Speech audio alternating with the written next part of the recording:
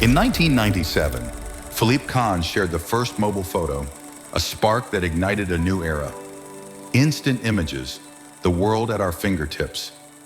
At first, it felt like a dream, seeing the world from your screen. The northern lights, rainforests, and mountains, all once far away, now close at hand. But the more we shared, the less we experienced. Likes replaced footsteps. Filters covered reality. Dave, what does the fox say? What does the fox say? What does the fox say? No, this isn't right. What does the fox say?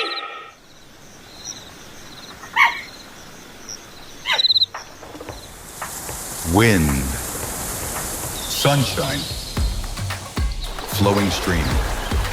They reach the soul. They quiet the restless.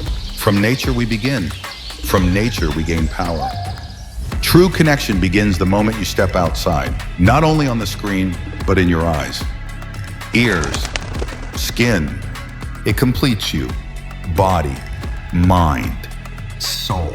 So when the world calls from your screen, don't just save it. Go outside. Let the wind mess up your hair.